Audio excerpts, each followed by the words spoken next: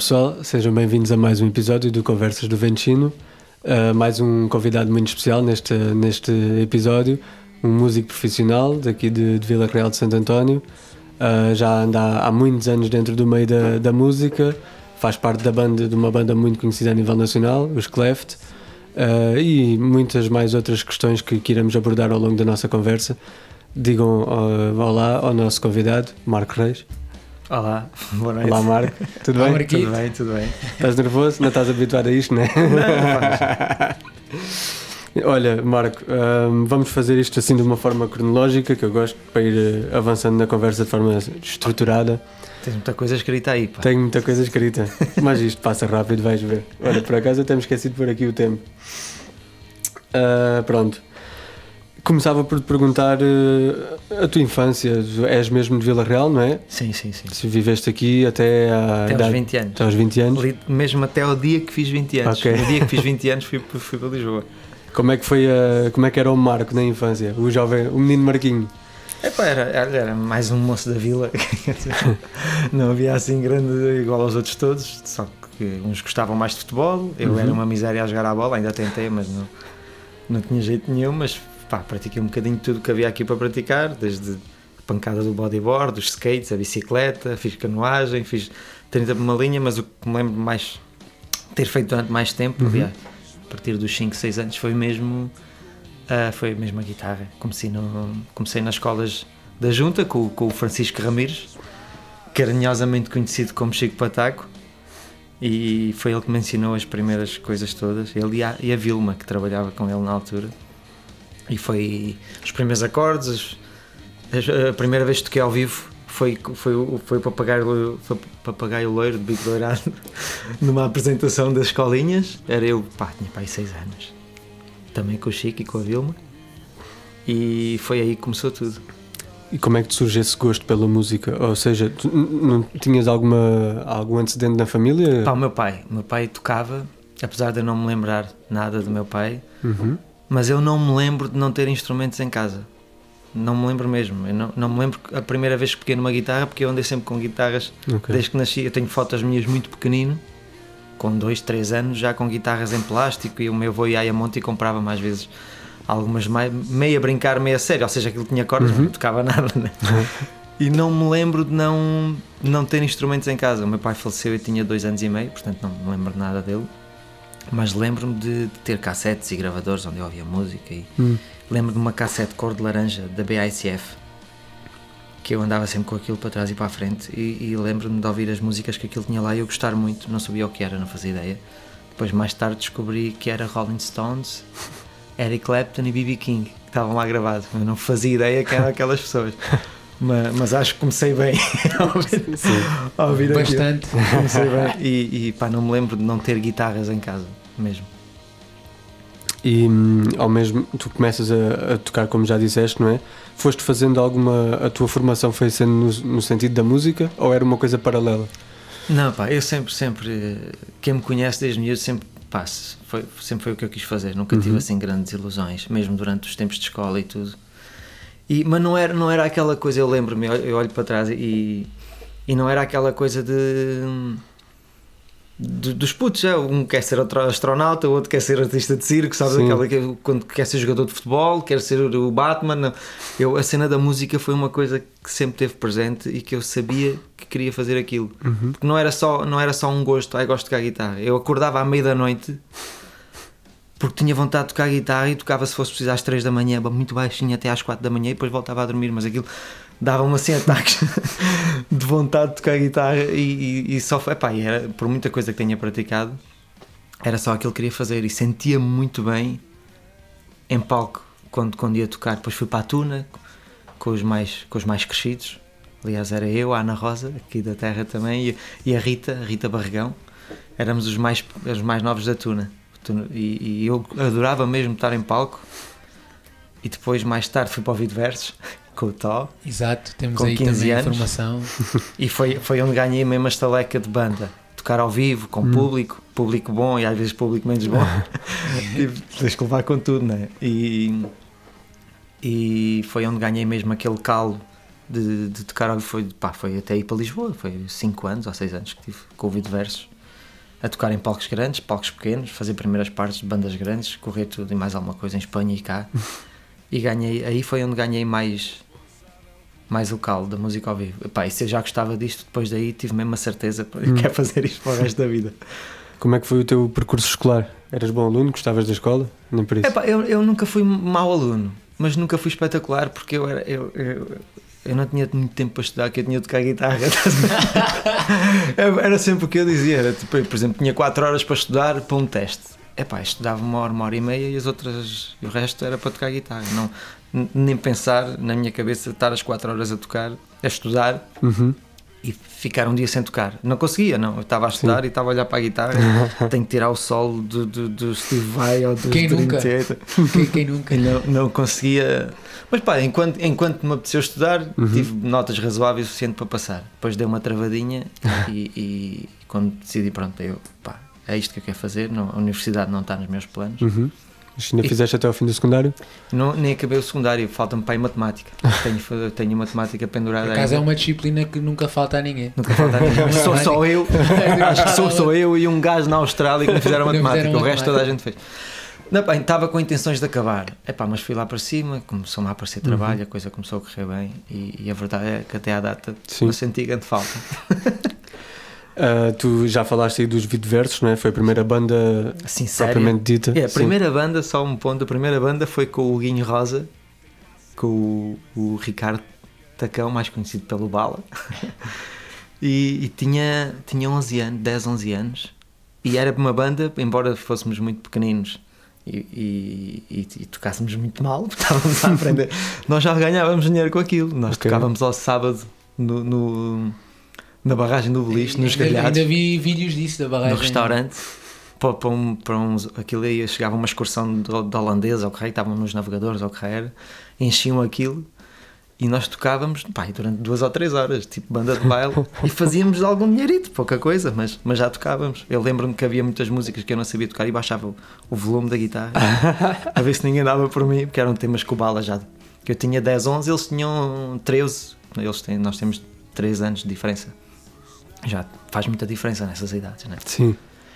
Qual era o repertório nessa altura? Era tudo, a gente tocava, eu me lembro que o Bala pôs a gente a tocar Roberto Carlos e tudo, quando eu estou aqui. E aquilo tinha lá uns acordes, que tinha um diminuto, eu sabia lá o que era um diminuto com 10, 11 anos, eu não sabia fazer aquilo sequer.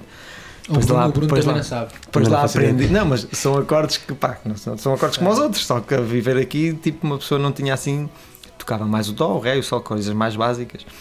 E o Bala punha-nos a tocar tudo um pouco. E depois, durante as pessoas chegavam, a gente tinha aquela coisa de recepção. As pessoas chegavam e partiam-se a rir porque olhavam para o palco e o mais alto devia ter 1,5 m. Tá.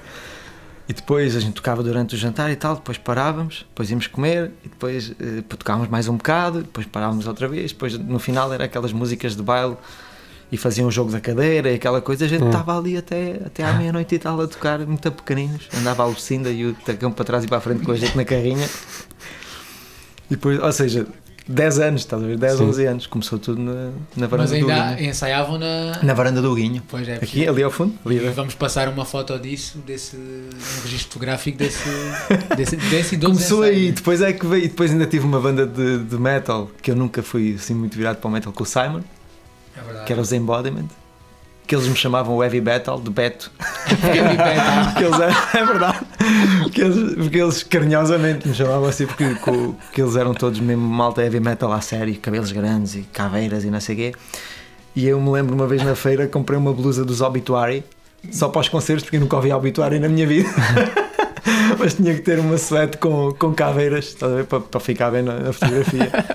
Eu tenho orgulho-me disso tudo. Também conhecia, podia ser também a malta da caveirada. Isso foi entre os Young Boys, que era a banda com o Guinho e o Bala, e o Videversos tivesse a banda de metal, de gothic metal. E não durou assim muito tempo. Há pouco tempo vi um concerto na escola secundária, a gente a tocar isso. Se sabia nada. E havia também umas filmagens na praça também vi, sim. E me convidavam para tocar, eu tocava aquilo, era tocar guitarra. Claro. E depois é que veio o Videversos. O Videversos já era uma coisa mais a sério. Já. Qual é que era o repertório aí? Era essencialmente música dos anos 60. Okay. E tínhamos trajes, vestíamos todos com fato preto, camisa branca, gravata preta assim fininho. e fazíamos aqueles temas todos de Beatles e coisas também recentes, mas acima de tudo coisas muito dos anos 60, e era isso um bocadinho, a piada da banda era um bocadinho essa. Mesmo com o traje e tudo? Com o traje e tudo. E ainda dura, acho eu, de vez em quando junto à malta e ainda tocam. Sendo que tu vais estudando música ao longo deste percurso? Pá, música, ou ias aprendendo muito, era muito autodidata? Acima de tudo fui sempre muito autodidata, eu passei por muitas escolas, mas não acabei nenhuma, eu absorvi um bocadinho aquilo que queria e ia à minha vida, porque as escolas normalmente são muito direcionais, estão a ver, para um estilo ou para o outro, e eu sempre quis fazer vida de freelancing, ou seja, trabalhar em vários estilos com vários artistas. E sempre tive isso muito presente na minha cabeça. Portanto, passo uma banda de heavy metal para uma banda de rock and roll dos anos 60. E sempre estudei muito sozinho. E ainda hoje, antes de vir para aqui, estava a tocar. Estou sempre a estudar. Ou seja, isto da música não tem fim. Ninguém sabe tudo. Há 2 ou 3 gajos no mundo que sabem quase tudo. Mas tudo, ninguém sabe. Isto não tem fim. E se queres continuar a evoluir estão sempre a aparecer gerações novas com um upgrade diferente da geração anterior, e se te queres manter no ativo tens que estudar, tens de manter a estudar sempre. Na altura não havia as internets como há hoje e tudo isso. Horas agarrado a um gravador a tentar tirar o sol para trás e para frente, destruir 2 ou 3. Já tive sorte já para a internet. Ia-te perguntar quais eram as tuas fontes para ouvir música, ou para começar a tentar perceber a parte técnica, o que é que poderias melhorar e tudo isso? As fontes foi... Eu lembro-me que o Rui, o rapaz que era o Rui, não me lembro o segundo nome dele, os guitarristas assim mais cromos aqui da vila eram o Nelson e o Rui. O Rui ainda tocou comigo assim quando eu era mais puto, ou eu toquei com ele, e eu lembro que o Rui ensinou-me uma escala pentatónica. Ele já nem se lembra disto, se for ver isto ele nem se lembra. Acho que desenhou-me num caderno a escala pentatónica de luz. E o Mário, em Monte Gordo, o falecido Mário, deu-me uma vez uns papéis também com umas escalas. Pá, ele veio aquilo para casa e aquilo começou-me a fazer sentido na cabeça. Entretanto desenhei o braço da guitarra num caderno e fiz as bolinhas todas onde podia pisar, dividi aquilo conforme as minhas mãos conseguiam tocar. E depois a escala pentatónica também fiz o mesmo. Eu percebi que as notas se repetiam ao longo do braço e fiz bolinhas e dividi aquilo. E depois e era esse o meu estudo. E depois era, como toda a gente, com a mão, os 2 dedos, um no play e outro no rec, à espera que a música tocasse na rádio, que a gente queria, para pôr a gravar. E depois horas e horas, play, rewind, play, rewind, play, rewind, a ouvir os solos, a tentar tirar do ouvido o que se passava, porque não havia cassetes, não havia papéis, não havia internet, claro. Era mesmo muitas horas a fritar a cabeça e a destruir cabeças de gravadores e cassetes para trás e para a frente. Depois ouvimos com um clipe. Depois mais tarde, quando comecei a estudar, eu lembro quando fui para o OT, perguntaram-me se eu sabia algumas escalas, sabia os modos gregos. Eu disse não. Ele, mas sabes algumas escalas? Sei. Eu faço estas. Eu disse, então os modos é isso. E eu, então sei. Sabia ou não? Que eu tinha aprendido aquilo, assim, com a ajuda do Mário, dei-me os papéis, depois eu fiz aqui também em casa, fiz o meu trabalho e organizei aquilo de maneira a servir para mim. Pois é que mais tarde fui aprender os nomes das coisas, mas eu já sabia algumas e pronto. Foi um bocadinho o estudo, foi um bocadinho sempre esse, correr atrás. Agora está tudo mais facilitado com o Google e a internet. E tu foste fazendo outras atividades paralelas? Não vivias só da música nessa altura, não é? Até ir para Lisboa? Eu trabalhei em muita coisa cá. Trabalhei nas obras, tetos falsos, servente de carpinteiro, numa imobiliária, servia às mesas, um desastre. Sou o pior empregado da mesa do mundo, dava pontapé nas mesas, derramava os galões, tipo, uma miséria total, a sério, não sirvo nada, nem para trazer um copo de água às pessoas. À noite ainda amanhã dei um bocadinho, porque não havia galões, derramava os galões. No Vícios, trabalhei no Vícios, mas fiz um bocadinho de tudo. E tocava paralelamente, e mesmo quando fui para Lisboa, quando chegava ao verão, vinha para cá, os primeiros 2 anos, ia trabalhar para as obras, porque é o trabalho onde tu ganhas mais dinheiro em menos tempo. Tinha 3 meses para trabalhar, já que eu tinha que estar 2 ou 3 meses sem poder tocar muito, então queria arranjar um trabalho que me desse dinheiro de verdade. Estar um mês a trabalhar para ganhar 600 ou 700 euros ao fim do mês não dava, eu tinha que juntar o máximo de dinheiro para poder estar tinha ajuda dos meus avós e da minha mãe, mas não era uma ajuda, não me pagavam tudo, estás a perceber? Claro. Quando é que tu vais para Lisboa e como é que isso surgiu, essa decisão? Lisboa não surgiu logo. Eu antes de ir, eu estava a ter aulas em Huelva com o músico António Mesa. Ia daqui com um amigo meu que era o Manu, que tocava no Vídeo Versos comigo. Ele vinha-me apanhar, que ele era aqui da Ayamonte. E o Manu, que é agora técnico de som da Vanessa Martin e já fez a Índia Martínez também. Pá, é um técnico de som cromíssimo em Sevilha e faz som aos cromos todos, mesmo os americanos quando vão lá e não levam técnica, é o gajo. Tenho muito orgulho do meu amigo Manu. E o Manu vinha-me buscar aqui, íamos para o Elva ter aulas com um músico incrível que é o António Mesa. Aquilo era quase aulas de Kung Fu, pá. O gajo, a primeira aula, quase me pôs a chorar na aula. Era mesmo, só estava lá quem queria, porque ele tinha só para aí 15 ou 16 alunos. E não te atrevas a chegar lá e não fazer o trabalho que ele te mandou. Ele massacrava-te, humilhava mesmo na aula. Era uma cena assustadora. Mas eu gostava de estar lá e aprendi muito com ele. Era tipo o Whiplash, o professor do Whiplash. Uma coisa era parecida. Não batia, nunca fiquei com as mãos em sangue, mas pouco faltava. Boa referência, Bruno. Sim, senhor. E depois tive um colega aí que tinha muito dinheiro e o pai tinha casas em Espanha inteira e tinha uma casa em Barcelona. E ele começou-me ele era baterista. E começou-me a desafiar para ir para Barcelona com ele. E ao princípio disse que não tinha dinheiro nem nada, ainda falei nisso em casa, de todos a rir, ninguém passou o cartão. Vou para Barcelona, sim, como jantar. Um bocado assim, malta da vila mesmo, aquele puro. Vais tu. Aquela logo essa. E depois ele, lá a seguir disse, olha, estive a falar com o meu pai, com a minha mãe, eu tenho lá a casa, se fores comigo o primeiro ano garantimos que não tens que pagar renda, pagas água, luz e gás comigo, a meias, mas não tens que pagar renda. E eu aí comecei, espera aí, e a coisa é possível, claro. Porque eu já trabalhava sempre de verão e já ganhava algum dinheiro, e ia tocar, ou seja, tinha trabalho e fazia concertos, com o Vídeo Versos, lá está. E comecei com essa cena, então fui trabalhar outra vez para as obras, juntei muito, até desfalso e não sei o quê, juntei dinheiro. Quando lhe telefonei no final do verão, aí primeira quinzena de setembro, ele estava todo lixado, tinha-nos chamado para a tropa. Esse amigo meu, que ele era mais velho que eu, tinha-nos chamado para a tropa e eu, já com a pica toda, disse, não fico mais um ano aqui. E telefonei ao meu amigo Chico Cardoso, grande baterista aqui da terra, que começou a tocar com o meu pai. E sempre foi uma referência, um músico que foi embora e sempre há de cá vir se ele aceitar. Aceita o Chico. Claro que sim. O Chico é um querido. E falei com o Chico e o Chico falou-me no Hot Club em Lisboa. E depois falou lá com uma amiga dele, que era a Paula Oliveira, e disse, olha, um amigo meu aí, trata bem do mocinho, aquela coisa. Entretanto fui para o Hot, inscrevi-me no Hot, arranjei lá a casa com o sogro da Milu, o querido, o descansado do Sr. Mendes, um querido.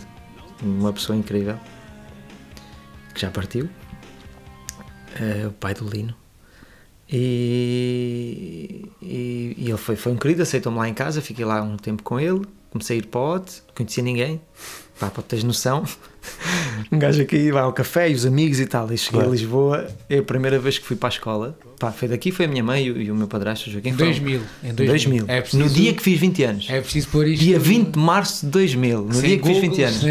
Google Maps, nada. Cheguei lá, o Joaquim viveu em Lisboa muitos anos, quando era novo. Fomos ao Hot, eu disse mais ou menos onde é que era, inscrevi-me, tratei de tudo, voltei para Vila Real. Depois foi-me levar e fiquei lá na casa do Sr. Mendes, foi os meus anos. Fomos lá a um restaurante que era o Sinal Verde, uma coisa por baixo da casa, bairro Alto, número 1 da Rua do Século. E cantaram-me os parabéns e minha mãe veio chorando-se embora, né? Fui para variar. Ainda hoje chora. E eu saí de casa, disseram-me que eu tinha que apanhar o 60, desci o elevador da bica, chego lá abaixo com a guitarra, o meu medo era andar de guitarra na rua, se andasse sozinho estava bem. Com medo de falar, de Lisboa, os assaltos, o bairro Alto, eu não sabia nada. Eu chego para apanhar o 60 e percebo que o 60 também passava do outro lado, como é óbvio, né? Claro. E voltei para casa, que eu nem sabia para que direção era a escola. Disse São Mendes, então Marco, já veio. São Mendes, a escola é para lá ou para lá? Começou-se a rir, venha lá que eu levo hoje. Depois para aprender o caminho, foi um querido, lá foi comigo no autocarro e me levou à escola. Estás a ver? 0, eu nem sabia para que lado era a escola. Chego à escola, tenho aulas, faço as audições, pós-comos, aquela coisa toda, como te contei há bocadinho. Correu bem, só que eu pensei que ia fazer amigos, como aqui. Só que lá é tudo, não há não há essa proximidade, as pessoas vão ter as aulas e vão à vida delas, não conheces ninguém. Então ia ter as aulas, vinha para casa, pá, e depois às vezes ia passear à baixa, sozinho. Depois liguei uma vez ao Marito, o Mário Sousa. Marito, salva-me, pelo amor de Deus, que eu nem sei apanhar um metro tampouco. Zero, estou a falar mesmo uma tarruana ao máximo. Eu tinha ido a Lisboa 2 ou 3 vezes na minha vida, claro. Em visitas de estudo ao Mosteiro dos Jerónimos, ao Jardim Zoológico, uma coisa assim. Não? Fazia lá eu tinha passado a ponte 25 de Abril para ir 2 ou 3 vezes a minha vida toda. Epá, e depois olha, começou, não sei, se calhar continuo e... Continua? Pronto. Cheguei lá, entretanto estava lá o Filipe Contente, que já me conhecia daqui, e uma malta amiga, e uma vez vou sair com o Zé Folk, encontrei o Contente, e o Contente diz: Marco, tenho aí uma banda, pá, está fixe, acho que devia experimentar com a gente, não sei o quê, dar uns toquezinhos. E eu, claro que sim, pá, não estou a fazer nada cá, tenho que tocar o material, não estou a tocar com ninguém. Pá, e fui ter com eles, e foi quando conheci o Diogo, dos Cleft, e o resto da banda. O baterista ainda não era o Mário, era outro baterista. Pá, e aí foi quando entrei para os Cleft.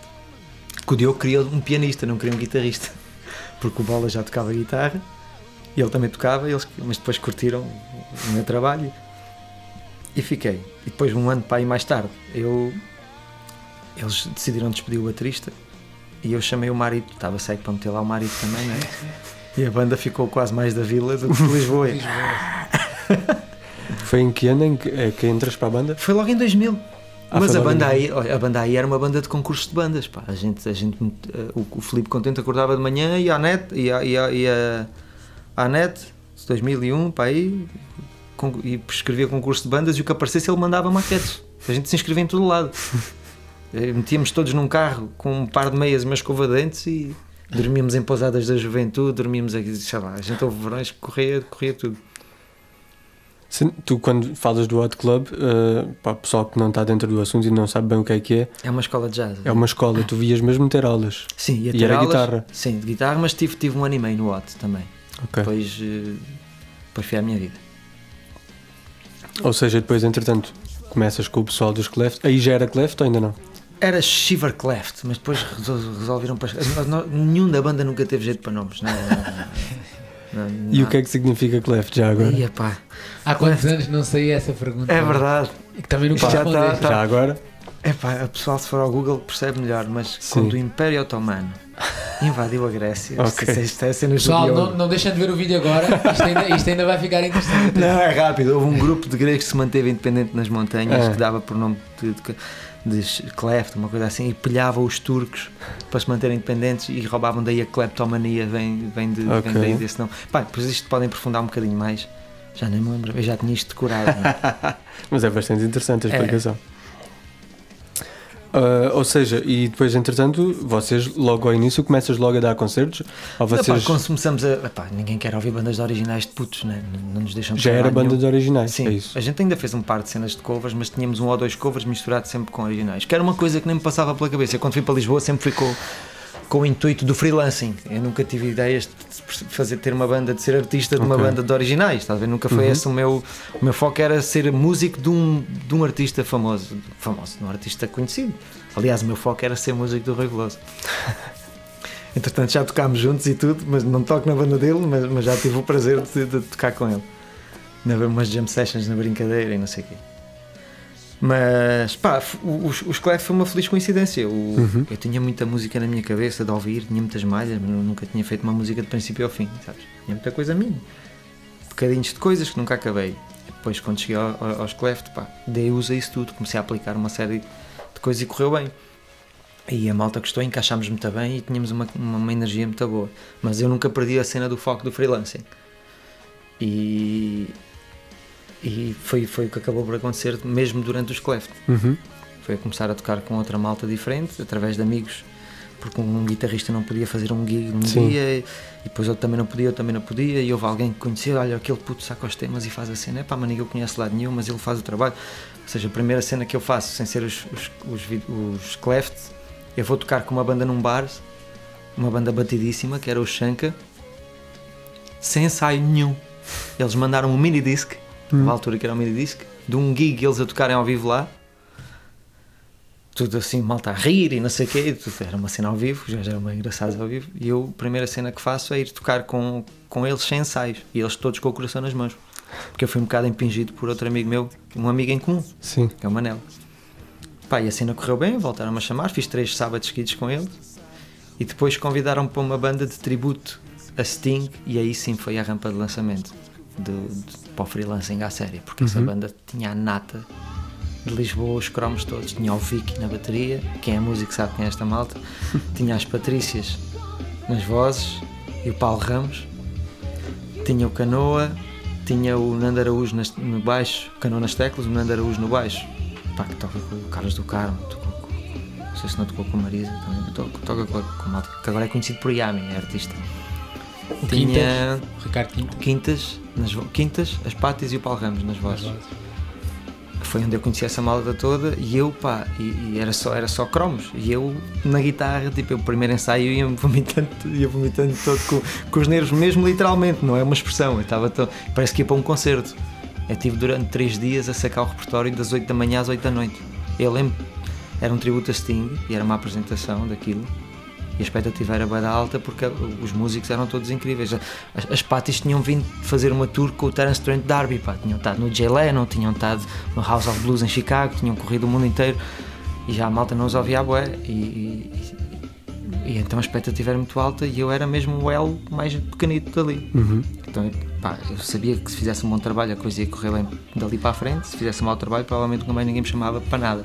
Até porque se calhar já seguias o trabalho de alguns desses músicos que depois foste tocar com eles. Claro que seguia, ia vê-los aos bares, pá. Isso ainda ajudava mais ao nervosismo. Eu me lembro de estar no Pavilhão Atlântico a ver os 20 anos do Rui Veloso e estavam lá as Patties, estava essa malta lá a tocar com o Rui Veloso e eu tipo cá em baixo.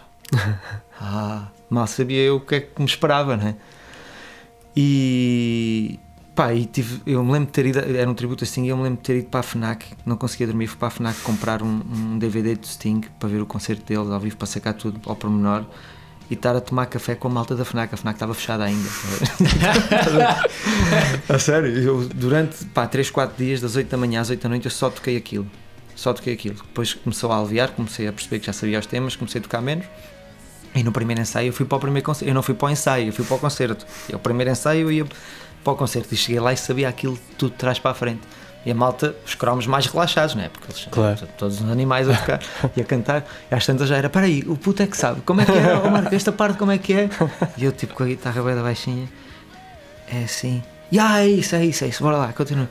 E dizia-me o Vicky, oh Marco, sobe a guitarra. E eu tipo, não vai da canhada, sério. Tinha 22, pá, isto foi em 2002. Isto foi 2 anos depois que tive o Big Shot, mesmo com os cromos. E a partir daí, depois o Nando Araújo convidou-me para o João Portugal. Depois do João Portugal, ainda fiz 1 ano ou 2 com ele, ainda gravei um disco com ele. E depois a partir daí foi o telefone a tocar e manter-te profissional e fazer o trabalho que é preciso. E o telefone vai sempre tocando.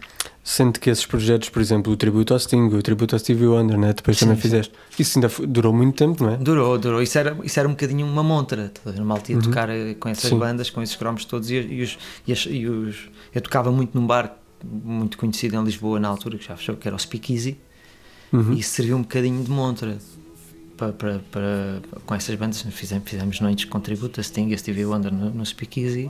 Pá, tocar 3 horas e meia, 4 horas e aquilo a arrebentar pelas costuras. Pá, e as pessoas veem-te e esses bares são muito frequentados por músicos e muita malta quando está a montar bandas vai a esses sítios ver quem é que está a tocar.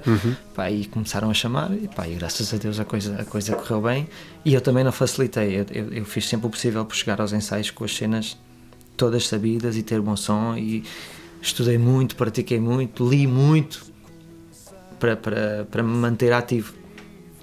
Nós ainda fomos, tenho ideia que foi com o Tiago, ainda fomos ver pelo menos uma vez, foi ao Speakeasy, Tiago, lembras-te? Pelo menos uma foste tu, eu fui para aí 50. Certo, mas nós juntos.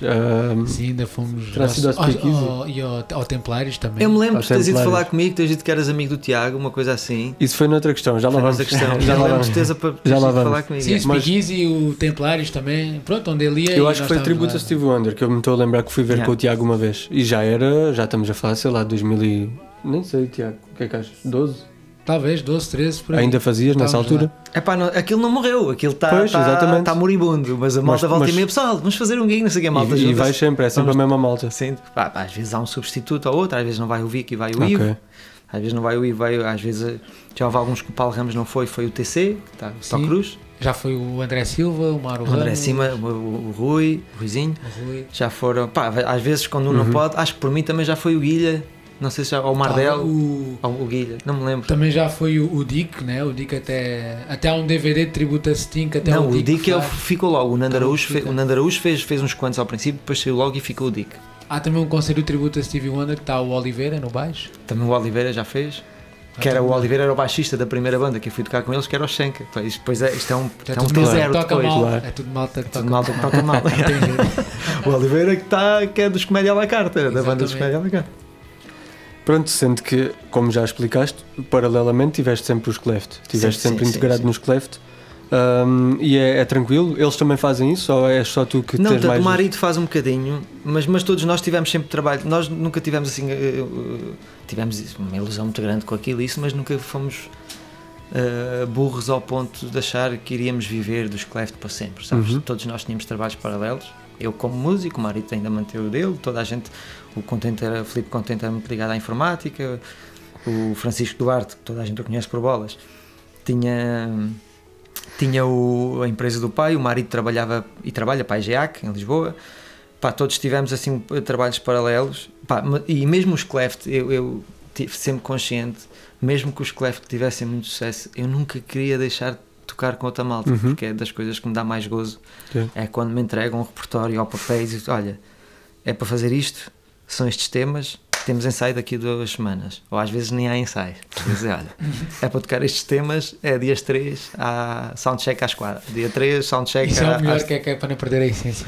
Pá, e tens de fazer o trabalho e confiar nas pessoas que estão lá, e é muito mais desafiante, mas pá, normalmente quando se chamam pessoas para este tipo de trabalho sem ensaios, chama-se malta Claro. que já sabem Claro. que chega lá e faz, né? E o que é que tu preferes? Ou se é que preferes alguma coisa? Tocar temas que já existam? Fazer covers? Fazer a tua versão? Ou temas originais? É pá, adoro, Que são eu vossos? Gosto de Pronto. tudo. Olha, eu adorava com os Cleft a fase de composição, porque tinha muita liberdade para arranjos e para tudo. As ideias vinham maioritariamente do Diogo, a ideia base, mas tinha muito espaço para olha, então aqui nesta parte faço assim, pá, que é um bocado de produção. Uhum. Isso acaba por ser um bocadinho de produção do tema. E adorava essa parte de pegarem coisas. E ainda agora estive a produzir discos em agosto e tive a produzir um da Rita Guerra antes também, de covers.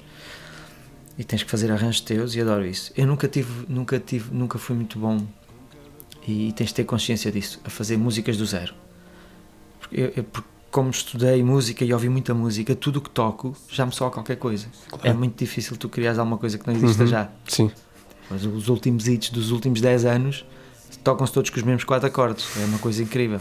Tu ouves na MTV e estou-te a falar a Sim, sério. sim, sim. Os temas são todos iguais. Tirando os que são- tirando Mudam os- a batida, mudam Pois, a coisa, pois. mudam o ritmo, mudam os arranjos, metem umas vozes e não sei o quê, mas harmonicamente são todos muito iguais. E eu, quando vou fazer um tema do zero, às vezes quando tento, aquilo some sempre a qualquer coisa. Isto é não sei quem do Mayer, isto é não sei quem do Gary Clark, isto é não sei quem dos Guns N' Roses. Então fico logo viciado, Sim. já fico condicionado logo. Sim. O que eu gosto mesmo é quando, olha, tem esta música com estes 4 acordes e esta linha de voz, e eu pego naquilo e tipo Fazes uma coisa e tua. faço um embrulho e faço uma coisa nova. Isso é o que eu gosto de fazer. Gosto muito de tocar covers com arranjos diferentes, que é o que faço muito com o Rui Drummond, e gosto muito de tocar covers quando têm que ser iguais também, se bem que pá, é muito dificilmente tocas um cover igual. Ainda há pouco tempo fiz um trabalho com a Wanda Stewart em que os covers eram mesmo para tocar como os originais, Ok. porque era um tributo mesmo aos anos 80, e elas é para tocar estes temas. Inclusive o diretor musical sacou os beats e não sei quem para disparar em loop enquanto a gente tocava, com os sons iguais. O gajo fez um trabalho incrível, o Pestana, baixista. Ok, é. E adorei fazer isso, ou seja, é para tocar o que está ali. Epá, e o que é que isso implica? Não é só tocar a música, tu tens que ir buscar os sons de guitarra dos anos 80. Ok. Aqueles são mais sintetizados, aquele chorus bem azeiteiro. Claro. Epá, isso são coisas que a gente ouve, isso dá-me um gozo. Mas que marcam o tempo. Marca o tempo e adoro. E passei meia vida a ouvir isso também, né? Take These broken wings. Claro, mas Adoro essas cenas. é incrível porque nós ouvimos e sabemos logo dizer de que época é que é. Exato. Pá, ou seja, não há assim. Adoro a parte dos Cleft originais porque estou a tocar arranjos e músicas nossas, não é? Uhum. Adoro a parte de fazer arranjos, pegas num tema e adaptas aquilo à tua maneira. Com o Drummond fazemos muito isso. Pá, e a parte de tocar igual também tem a sua magia. Porque há malta que tocar música igual aos outros e não sei o quê, pá, tem a sua magia e é uma escola do caraças. Porque se calhar tu, ao estares a tirar aquele tema daquela maneira, olha, eu nunca faria isto assim. Uhum. E aprendes, estás a ver? É uma escola. Sim. Em dois falávamos disso. Não? Em dois estávamos a falar disto. É verdade. Em off. Em off, que agora estamos no ar. Não? Claro. Como é que é o vosso processo criativo? Quando vocês... Com os Cleft? Sim, com os Cleft. Olha, o Diogo chega, a maior parte das vezes, há um ou outro tema que é meu, a base, há um ou outro tema que é do Bolas, há até do Contente, mas é pá, vamos 90, 95, 98% é o Diogo, que é o criativo, ele é que chega com as letras, é tudo dele, pá, e eu sempre adorei a maneira como ele escreve. O Diogo consegue ser profundo sem fazer aquela coisa, e os teus olhos, o teu olhar e as estrelas, é dele, que é uma cena. Ele consegue ser muito bom, consegue falar de temas banais sem cair em clichês. Uhum. Pá, isso é muito difícil. É muito difícil. Eu tenho pena que as pessoas não tenham tomado mais atenção às letras, principalmente deste último disco, sim. Passou um bocado ao lado porque a gente também já estávamos um bocadinho mortos, sem energia e zangados um bocadinho com o mercado. Mas era acima de tudo isso. O Diogo chega com a ideia. Já com a letra? Com a letra faz... não, por exemplo, no segundo disco as letras foram escritas nos Estados Unidos. Nós fomos gravar o disco para os Estados Unidos, tivemos lá um mês e meio. Uhum. O segundo disco. E não havia letras. Nós estávamos a gravar e o Diogo fechado no quarto, não falem comigo a escrever, e escreveu muito bem, as letras são incríveis. Lembro-me da gente estar todos na sala, numa pausazinha ao final da noite, já depois de termos acabado um dia de gravações. E ele diz, olha esta a cena do can que ele fala do Desinspirado. O Tiaguinho é que sabe os nomes das músicas do disco, malta rir. Ouvi algumas vezes. E ele apareceu, olha, acabei esta letra, olha, estão lá, e começou a dizer, e a gente está brutal, mas mesmo on the edge, estávamos a gravar o disco, ou seja, eventualmente havíamos de terminar as gravações dos instrumentos e tinha que começar a voz, e ele tinha que ter letras. Sim. E ele aí foi um herói, pá, foi incrível. E acabou tudo a tempo e ficámos muito felizes com tudo. Nós todos gostávamos muito da maneira como ele escrevia e da maneira como ele compunha. Claro, não era tudo mar de rosas. Mas porquê queres fazer isso aí? Não, mas este riff é que fica fixe, mas eu não gosto, mas tem que ficar. Estávamos à porrada e normalmente ganhava a melhor ideia, que era uma cena saudável também. E toda a gente participava, tipo, muitas vezes o Diogo, às vezes, para ter a ideia, fazia algumas baterias no computador, mas entregava aquilo ao Marito e o Marito punha logo o cunho dele, ou seja, às vezes ficava muito parecido, outras vezes ele fugia um bocado ao que lá estava e fazia a cena dele e toda a gente gostava, era tudo muito democrático, com um grito ao outro pelo meio, como em todas as famílias. Claro. Né? Mas era muito fluido, era muito fixe. Vocês durante alguns dos primeiros anos, como contaste, tentavam entrar em concursos e tudo isso, tentavam mostrar o vosso trabalho e lançam o primeiro álbum em 2008, não é? Como é que surgiu essa oportunidade? Como é que conseguiram entrar na indústria, digamos assim? Foi tirado a ferros, pá. Foi muito difícil e fomos nós organizámos um concerto no Musicais, pá, mas quando eu digo organizámos um concerto, organizámos mesmo nós, ao ponto de eu e o Contente estarmos a passar cenas a ferro, uns panos, fazer bainhas para pendurar, fazer a decoração do palco. Fomos mesmo nós, tudo, nós os 5. E convidámos, e o Contente era o rei.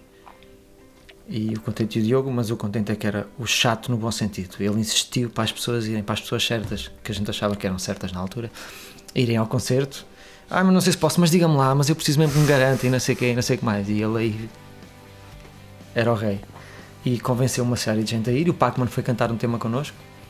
Ouvidas ligadas, porque nós já tínhamos havia uma peça de teatro que era As Pedras Rolantes e os temas eram nossos, e o Diogo entrava na peça como ator e os temas eram nossos e o Vidas Ligadas era da peça. Vidas Ligadas nunca saiu curiosamente em nenhum álbum. Disco, não, é um single só, e o single do Vidas não Ligadas existe em nenhum dos 3 discos que existe. Às vezes quer ouvir e não é fácil ir correr e ouvir Vidas Ligadas porque não está assim tão... E é como ajuda-me, a balada, Embora-Doa. o Embora-Doa. Mas esse está no fim do disco. Foi single e era uma faixa escondida. Exato. Mas pronto.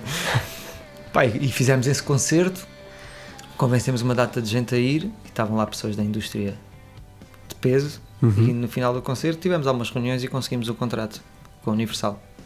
Não foi logo com a Universal, foi com outra editora que andou a enrolar-nos não sei quanto tempo, depois a gente tipo, olha, boa noite, até amanhã, e fomos para a Universal, lançámos ainda, estava o Tosé Brito na Universal. Entretanto, aquilo sofreu uma remodelação gigante, o Tosé Brito saiu, a pessoa que estava lá, que era a Paula Almeida responsável, também saiu, nós ficámos um bocadinho lá entregue aos bichos, salvo seja, não estou a chamar bicho a ninguém, mas não havia interesse deles em terem-nos lá e a gente também não tinha interesse já em estar lá, e por um lado foi uma das melhores coisas que aconteceu, porque foi o Contente que pegou na banda, e virou manager, e agente, e madrinha, e padrinho, e avó e o Contente. Pá, e era um furão do caraças, aquele gajo e um número e um telefone e iam até ao fim do mundo, a sério mesmo. E uma banda hoje em dia, sem editora e sem agência, que não tenha um Contente, não vai a lado nenhum. Pá, e ele é que nós fizemos o primeiro DVD 3D filmado em Portugal. É pá, não é a última Coca-Cola do deserto, mas foi o primeiro, tinha que começar para um lado. Vinha um caminhão de tiro de Espanha com equipamento na Casa da Música no Porto, e isso foi tudo Contente ao telefone. Estás a ver? Ninguém conhece lá, não foi um gajo famoso nem nada, foi Contente. Tu tens que ser muito focado e muito trabalhador para conseguir uma coisa dessas.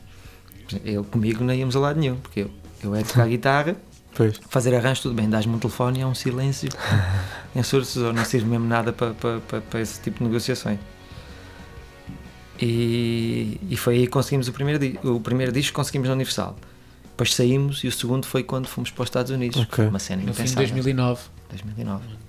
Sendo que pronto, o primeiro álbum acaba por ter muito sucesso, né? Vocês dão-se a conhecer ao público. público. Por uma noite teve 1 ano e meio a passar nas rádios, pá, em Airplay. E o Embora-Doa também passou muito. E o Embora-Doa também, mas o Por uma Noite foi incrível. Depois, foi o primeiro houve uma altura que tínhamos pá, aí 4 ou 5 temas em novelas. Pois, também ajuda, nessa altura ainda ajudava mais. Agora depois quiseram-nos nomear para um Globo, os Globos de Ouro, foi, mas por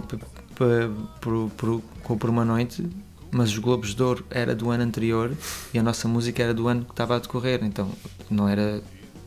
Falaram-nos disso, olha, e se vocês fossem não sei o quê, e nós não aceitámos, pá, não podem nomear porque o Globos de Ouro de, sei lá, de 2009 é referente ao 2008 e a música era de 2009, não me lembro os anos, mas pronto, mas é uma coisa assim.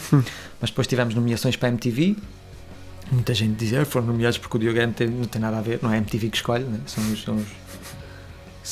é quem consome a MTV. Sim, e são os patrocinadores e essas coisas todas. Tivemos nomeados.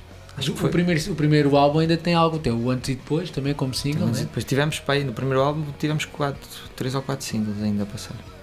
O primeiro é o Por uma Noite, depois talvez o Antes e Depois, Embora-Doa. O segundo também teve 3 ou 4 singles. O 30 segundos talvez.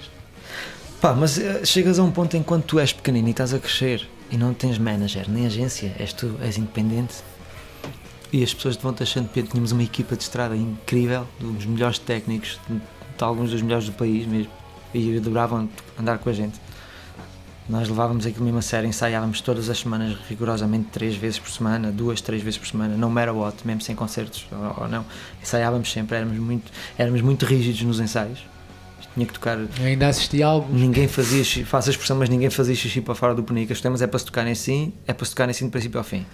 Se queres curtir umas cenas mais, é pá, danças para a esquerda ou danças para a direita, mas tocas a música como ela é. E aquilo ao vivo resultava, né? Depois ouvias as gravações e funcionava muito bem. E quando você, pronto, já falaste um pouco disso, no fim de 2009 vão para os Estados Unidos, não é? Gravar o segundo álbum.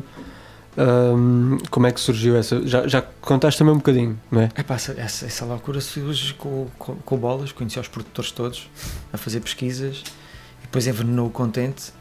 Pá, e pronto, quando envenenas o Contente com uma cena boa, o gajo agarra, morde e já não larga mais, já é tipo pitbull. E começámos a trocar mails, pá, com esta produtora que é tipo cromíssima, Sylvia Messi. Estou-te a falar de uma pessoa que trabalhou com Johnny Cash, Tom Petty, Red Hot Chili Peppers, Tool, Chris Cornell, pá, a lista não acaba. Ela foi assistente de um dos número 1 de LA de sempre, que era o Michael Brower. Ela trabalhou com Prince, ela trabalhou com toda a gente e mais alguma. E para nós era uma cena impensável. Então ela mandou o primeiro orçamento, a gente abriu e desatou a rir. Tinha bué zeros. Depois mandámos-lhe as músicas e dissemos que era impensável. Para nós não, para a nossa realidade era impensável. Ainda por cima independentes, mesmo com a editora era impensável. Pois. Ainda por cima independentes, 100% independentes. E ela fez um ajuste, mandou outra vez, depois começou a dizer, pá, eu gosto muito das músicas, acho que podíamos mexer nesta. Mas a falar, olha, a música tal, no minuto tal, acho que o refrão está a mais, podíamos cortar. Mas mesmo, ela mandou outro orçamento. Pá, e ao quarto ou ao quinto orçamento começámos a perceber que tu queres ver. Também havia interesse do outro lado também. Havia interesse, porque a gente achou ao princípio, pá, esta mulher tem mais que fazer, ela curtiu tanto a banda e gostou de nós e não sei o quê. Pá, olha, acabámos por conseguir um patrocínio também da Zone. E mais um, pá, amigos a emprestar dinheiro, amigos da banda a emprestar dinheiro, a sério, isto é verdade, pá, e fomos para os Estados Unidos. A gente tinha que dar a resposta num dia e no dia antes, ou seja, o prazo era amanhã e a gente hoje ainda não sabia se tinha o dinheiro todo, e conseguimos saber na tarde do dia a seguir e respondemos que sim, pá, marcámos os voos, a gente estava no avião e não acreditava, meu. E fomos para lá e chegámos lá e ela era uma querida e tratou-nos super bem. O apartamento era por cima do estúdio. Pá, voámos para São Francisco, depois foram-nos buscar de carrinha. Aquilo era uma terrinha chamada Weed. Que ela já tinha saído de LA. Fartou-se um bocado dela, que ela dizia que é muito cínico e não consegues fazer amigos, há sempre interesse, porque é uma indústria musical é gigante, a indústria do cinema é gigante, a indústria da moda é gigante, toda a gente está à procura de fazer $1 milhão de qualquer maneira, estás a ver? E eu já estive lá depois disso mais vezes e é muito diferente da nossa realidade, e mesmo do que a gente vê nos filmes. E pá, ela foi incrível, tratou-nos muito bem e produziu o disco e tivemos um som incrível daquilo, aprendemos montes de coisas. Eu nunca vi tanta guitarra e tanta amplificador numa sala só. Eu não levei nada, levei 2 ou 3 pedais meus, que seja com som muito específico que eu gosto, o resto ela tinha lá tudo. Meteu-me numa sala, pá, com 40 ou 50 guitarras, escolhe o que é que queres usar. Eu e o outro tipo Toys R Us, estás a ver? Apanhei as guitarras, levei algumas ferramentas, fiz logo setups às guitarras, mudei cordas, pus tudo impecável. Pai, tarolas, a bateria, tarolas e pratos. Aquilo era... Esquece! Era um estúdio, aquilo era uma sala de teatro antiga, um teatro e um complexo inteiro que ela comprou e transformou aquilo em estúdio.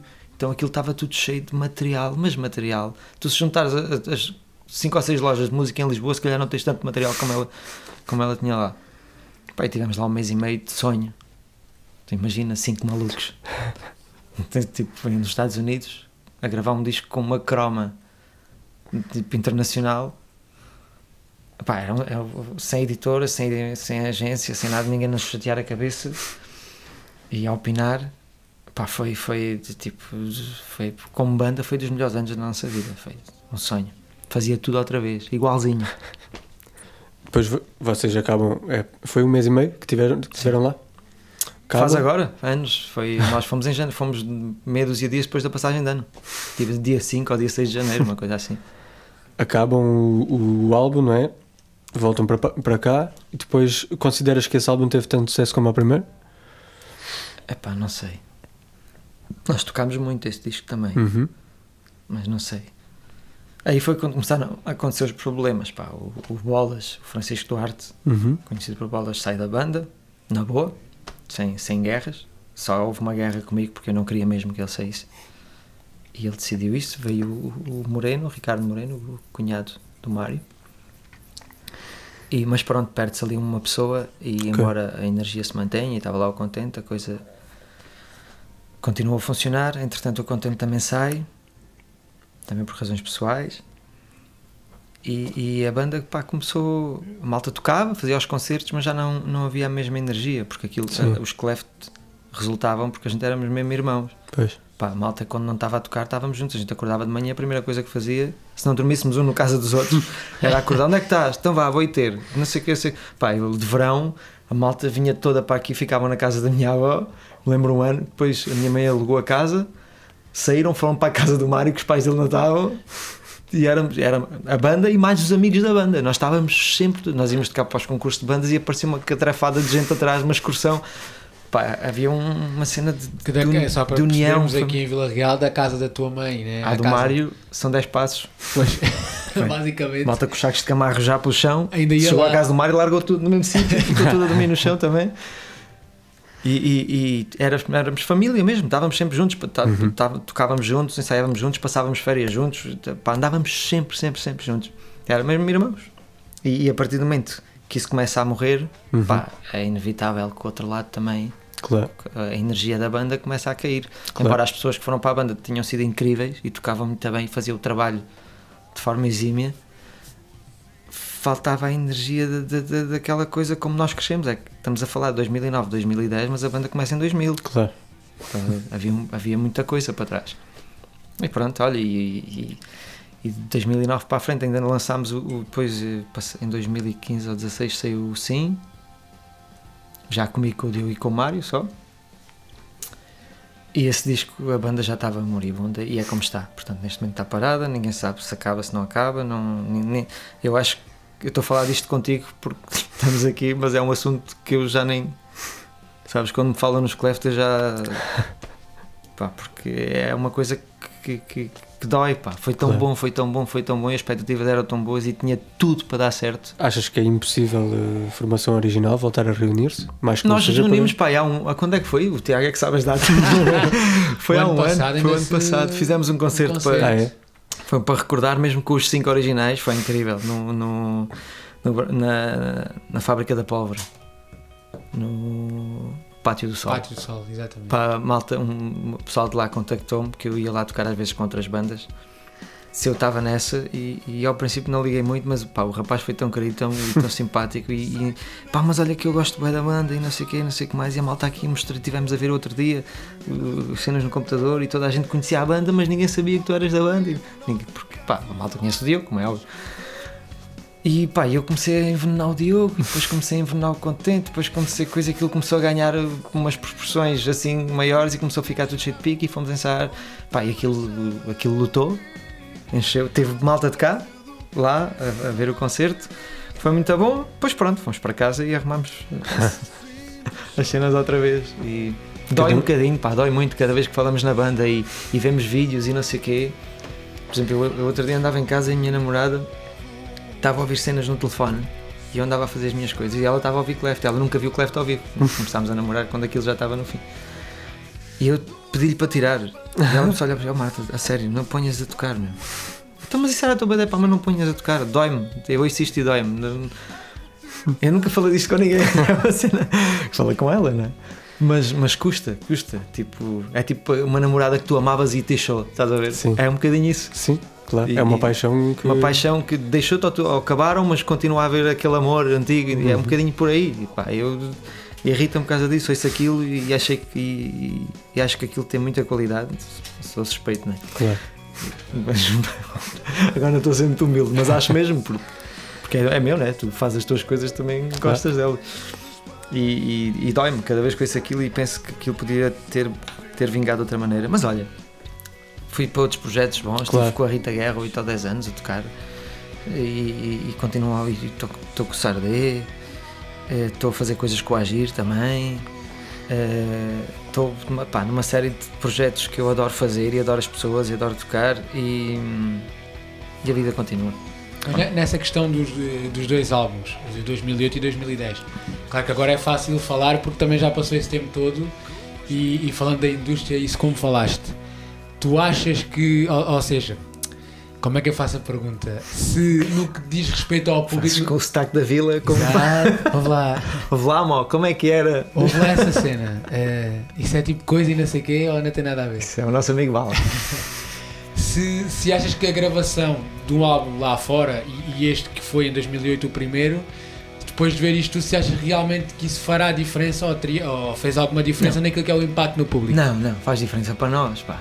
Pois. Faz Uma coisa diferença para pessoal. nós, é uma coisa pessoal. Nobody cares, ninguém quer saber, a malta estava habituada ao Mas playback. dentro do meio. Dentro do meio, quem conhece, reconhece o trabalho, mas é mínimo, pá. E não, aquilo foi uma coisa mesmo para nós, e nós já íamos com esse sentido, nós não fomos com a cena do vamos vir com o melhor disco do mundo e vamos fazer 200 concertos para o ano que vem. Não, a gente, pá, é uma oportunidade, pá, e aprendemos tanto, foi mesmo pela experiência e foi uma coisa para nós. Tanto que eu não acho que haja assim uma grande diferença a nível de produção e de som entre os 3 discos. Claro que o primeiro disco é mais teenager um bocadinho, o segundo disco tem uma cena mais rock FM americana por ter sido produzido pela Sílvia, e o terceiro disco é uma cena, o meu disco preferido é o terceiro, e o do Diogo também, e foi produzido por nós, gravado por nós, com o Bolas fez as gravações e co-produziu com a gente, e foi uma coisa muito caseira, pá, e eu adoro o disco. E ouço e não acho, quando meto um e o outro, não acho que haja essa diferença toda. Aquilo foi mesmo uma experiência para nós. Já aqui em casa a ouvir e a comparar com outras gravações e está feito em casa, maravilha. Também dá. Pronto, ainda há pouco falavas que houve uma vez que te fui cumprimentar e dizer que era amigo do Tiago. Foi precisamente num concerto com o Agir, como já falaste aqui há pouco. Foste bem bandado. Foi em 2011, para aí. Eu acho que era o primeiro concerto do Agir como uma banda. Foi no Music Box. Sim. Aí eu lembro. Já sei. Ainda ele tinha as rastas e aquela coisa toda. Foi o início quando o Agir começou a montar a banda. Exatamente. E eu, ou seja, quando gravou depois as cenas do Alma Gêmea, foi quando ele começou a aparecer. E eu fiz logo parte dessa banda no início. E depois volta e meia ia para o estúdio com ele, gravar cenas. Ia muitas vezes com ele para o estúdio. E agora está a voltar a acontecer. Só que entretanto ele precisou de montar uma banda de repente, porque aquilo bombou. Eu estava com a Rita, já estava com a Rita Guerra. Pá, nunca fez parte assim da minha forma de estar, de aparecer um melhor e bazar, do tipo, olha, agora vou para ali.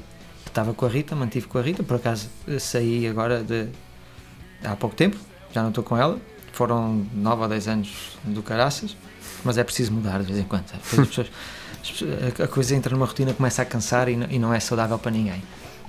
Nem para ela, nem para mim, nem para artista nenhum. Há pouquíssimos artistas que mantêm a banda anos e anos e anos, e já ter estado lá 9 ou 10 anos foi uma sorte. Foi uma sorte, quer dizer, foi muito, não costuma acontecer. E entretanto, mesmo ainda durante a Rita, ele voltou-me a convidar para a banda e mandou-me logo 3 datas, e eram 3 datas que calhavam em cima de 3 datas da Rita. Nós nunca perdemos mesmo o contacto, ficámos mais tempo sem falar e tal, porque estávamos com trabalhos diferentes. Pá, e agora que eu fiz uns acústicos com ele e ele voltou-me a convidar, e eu, como já não estou na Rita, agora aceitei. Quer dizer, aceitei a convidar, agora não há nada, né? Sim. Eu só estou no Agir quando houver concertos do Agir, ainda não sei até aparecer concertos que volta é que isto vai dar. Mas fizeste aquele aqui em Faro, agora fiz. Este verão, também fui ver. Estavas lá? Estava. Pá, eu gosto, pronto, isto é uma coisa minha, eu gosto muito de concertos acústicos. Assim mais, pá, mais intimistas, não é? Mais intimistas. Epá, eu acho que se não foi o melhor concerto que eu já vi dele, nesse aspecto. Epá, obrigado porque ele deu-me os temas e eu fiz os arranjos para a acústica. Epá, foi... Porque tens aquelas batidas todas e tens que pegar naquilo, ok, não há batidas, não há nem havia bateria, éramos 3 guitarras. O outro guitarrista é o guitarrista que estava com ele, teve com ele agora uma data de tempo, que é o Pissarra, não o Diogo, mas o David Pissarra, pá, que é uma música incrível e que foi agora para Londres, e toca guitarra muito bem, canta muito bem, e ele montou o trio, pá, e acabei por fazer muito arranjo em casa ou seja, adaptar as músicas da cena para a acústica, e depois nos primeiros ensaios também com o Pissarra chegámos ali a acordes, porque são 3 guitarras, né? Ou seja, se estamos todos a coçar a barriga a fazer a mesma coisa, aquilo perde a graça. Claro. E então o próprio Agir gostou muito do nosso trabalho também, e resultou, e pá, fico contente que estejas a dizer que tenhas gostado. Resultou muito bem. E nem de propósito, eu já tinha dito, portanto, nem agora para isto estamos a fazer. Não, resultou. Vocês estão combinados, olha, vou dizer isto, depois tu dizes que é verdade. Claro. Dito. Quando ele disser, tu vens aqui e confirma. Não, mas pá, eu pronto, posso dizer aqui, sou um grande fã do Agir. Já, olha, desde essa altura, eu comecei a ouvi-lo quando fui ver esse concerto. Estava a começar a ouvir a cena dele há pouco tempo. Claro que ele também já mudou bastante desde então. o estilo. Então, o olha, repertório. mantém-te atento porque ele anda aí com umas ideias malucas. A Ok, gente tem ok. andado a falar ao telefone quase todas as semanas, trocamos ideias e manda coisas para ouvir, eu para ele para mim, não sei o quê, e ele está aí com umas ideias, o gajo é maluco, né? Não tem sentido.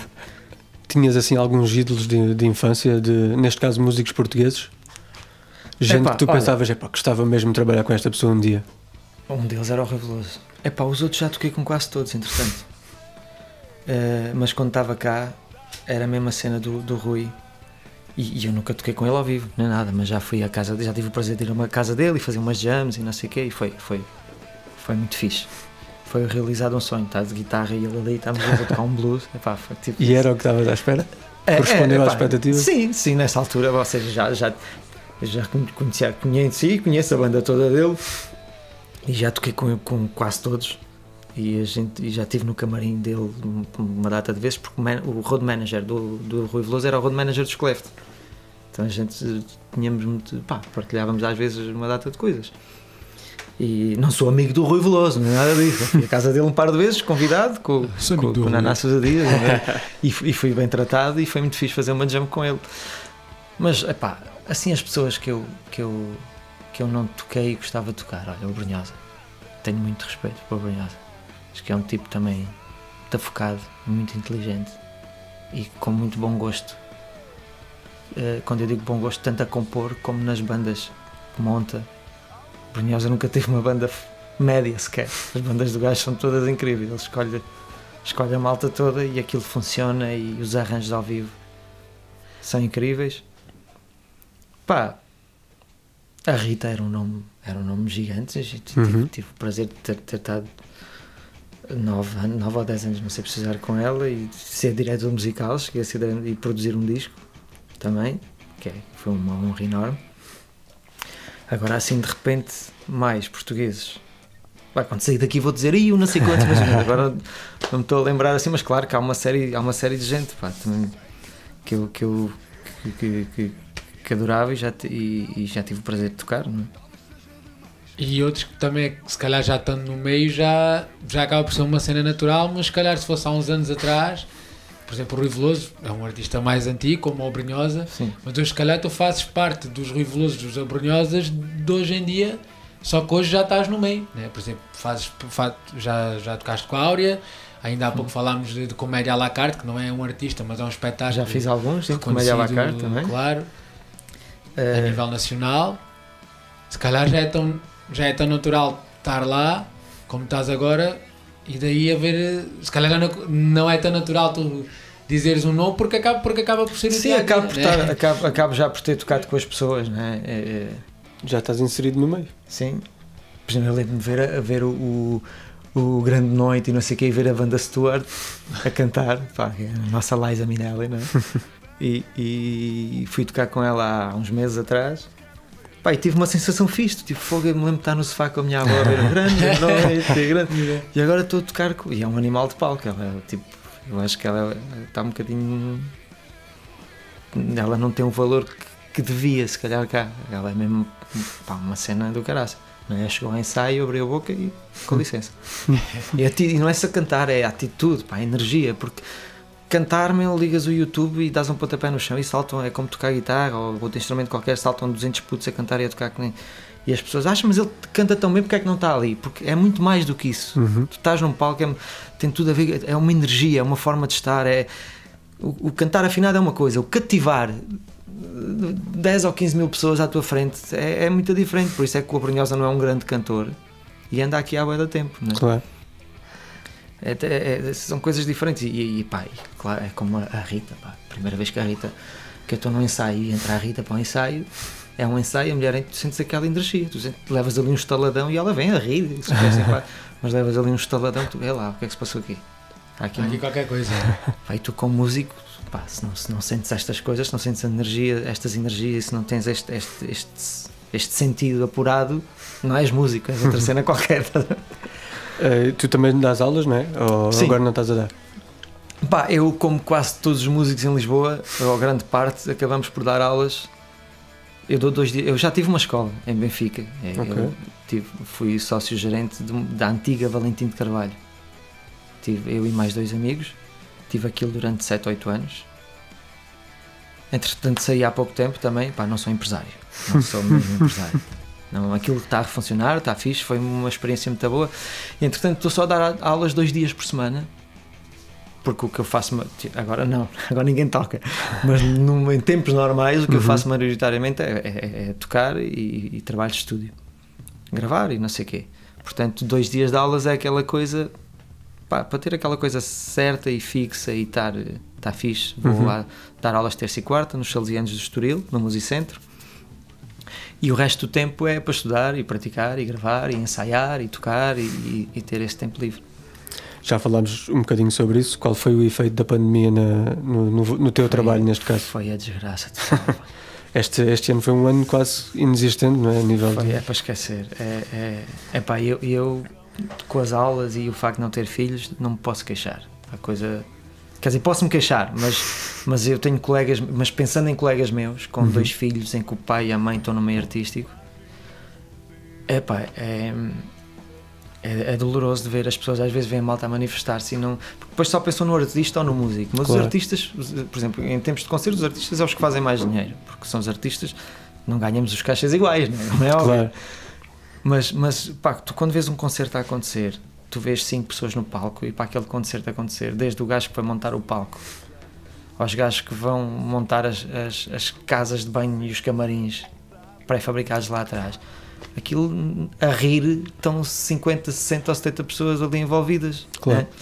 Para aquilo acontecer. Há os gajos que montam o palco, há os técnicos, há isto, há outro, há os ensaios, a malta que aluga os carros para os concertos, isto envolve, nunca mais acaba. Já estou a ir ao refúgio do refúgio, né? Os roadies, a malta que monta, a malta que desmonta, ou seja, a malta, o espetáculo está a acontecer com 5 pessoas e aqueles 5 ou 6 ou 7 é uma quantidade muito pequena em comparação que realmente está a acontecer por trás daquilo tudo. Então toda a gente levou um rombo enorme, não é? Depois a malta às vezes vê as manifestações e pode não entender muito bem qual é a revolta. A revolta é que a maior parte de nós estamos a recibos verdes, pagamos os impostos mais altos de todos. Sim. E quando isto acontece, não tem rendimento nenhum. Não tem rendimento. Porque a malta ainda acha que a malta da música é aquela malta que vai e é sempre esquemas e não sei o que. Isso já foi há muitos anos atrás. Agora não... Pá, tu passas recibos nos concertos que fazes as cenas todas normais. Eu, pelo menos, é assim que funciona. E pago impostos altíssimos, pago a minha segurança social, um mínimo de um valor que quer recebas, quer não, que ele chega e tu tens que pagar. Pago o meu IRS, tenho as contas todas em dia.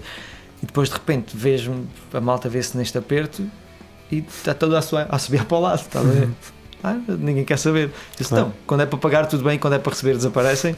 Daí as manifestações e o pessoal é um bocadinho revoltado, mas pronto, tentaram colar com cuspo, mas passa a expressão, mas nem sei, isto agora dava para mais 3 horas de conversa aqui.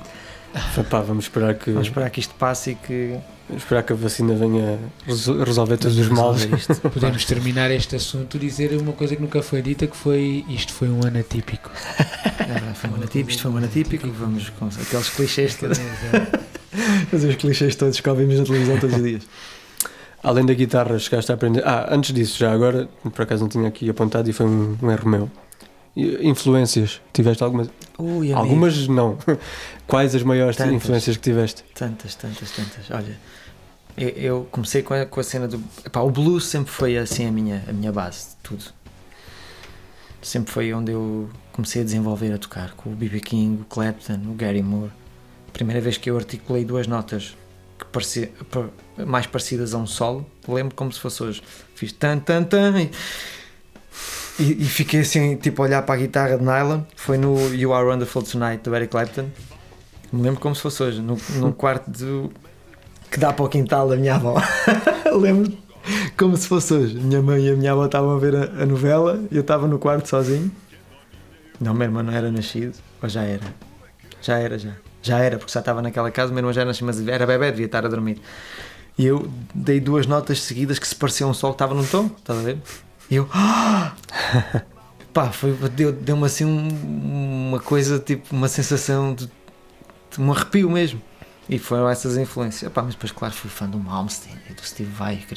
Uma altura eu queria ser o guitarrista mais rápido do mundo. Felizmente isso passou-me com o tempo e comecei-me a virar mais a focar mais na música. E isso, acho que acaba por acontecer em qualquer instrumento. Tu começas por ser um instrumentista e às tantas, se tu começas-te a focar mais em ser instrumentista que em ser músico, pá, dás por ti a tocar bué rápido e a ser bué da bom, mas estás em casa, ninguém te telefona, estás a ver?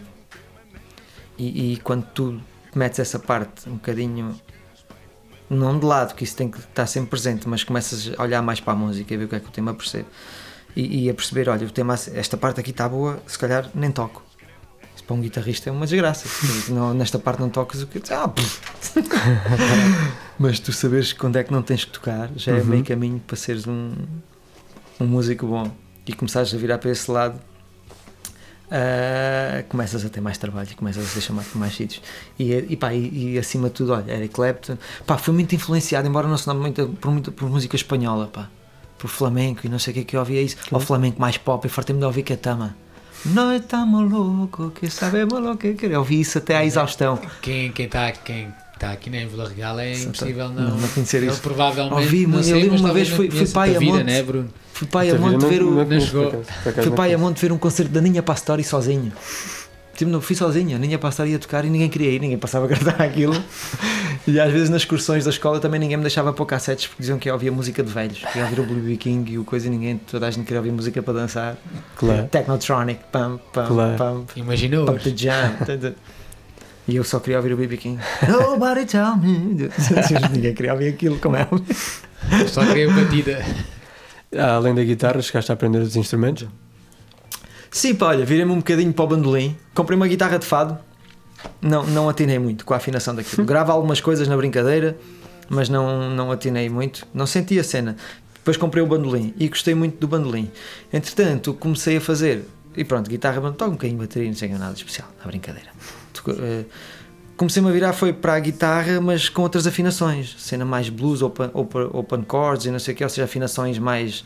Cenas de blues e de Nashville para tocar dobros e mudar afinações de guitarra, tocar com slide. Isso, embora seja guitarra, tens que pensar de forma completamente diferente, porque tens outra afinação, os acordes que conheces não funcionam, tá a ver?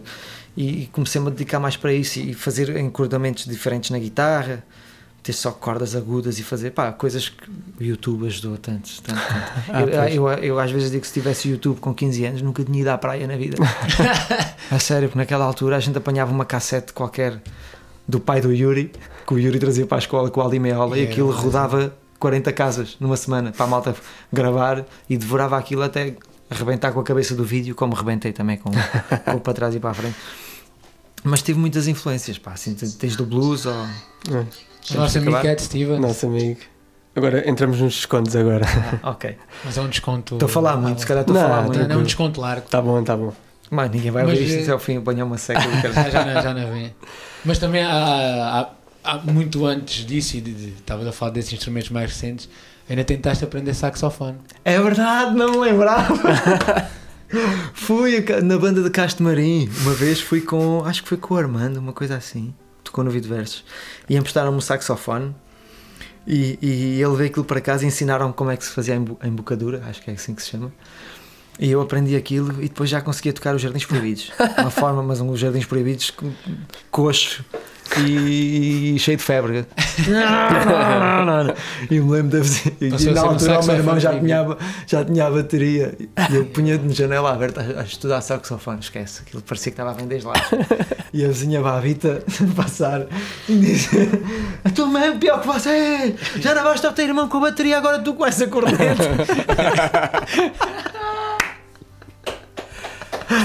Oh pá, bons tempos. E depois aquilo eu não sabia superar bem naquilo, fazia a embocadura como aprendi, de forma muito amadora, e tinha grandes quebras de tensão a tocar, superava e depois tinha que me sentar a superar, ficava com quebras de tensão.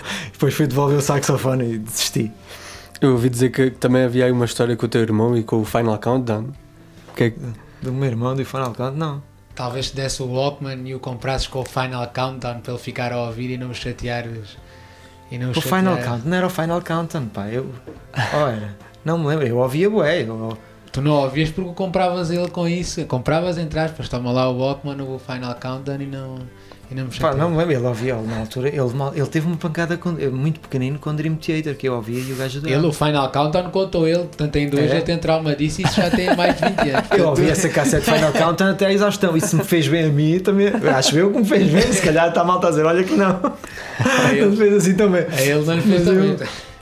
Mas e sabes quem me deu essa cassete?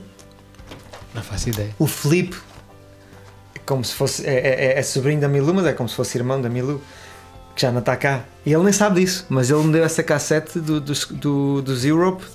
E eu lembro como se fosse. Eu tenho memórias de coisas específicas que mudaram a minha vida um bocadinho. Eu era muito novo, pá. E ele deu-me aquela cassete, toma lá. E fui para casa ouvir aquilo. E ouvi o Carrie. Carrie. Que era a balada para um gajo pensar no amor. Ainda hoje podem ouvir isso e pensar no amor, que é uma grande música.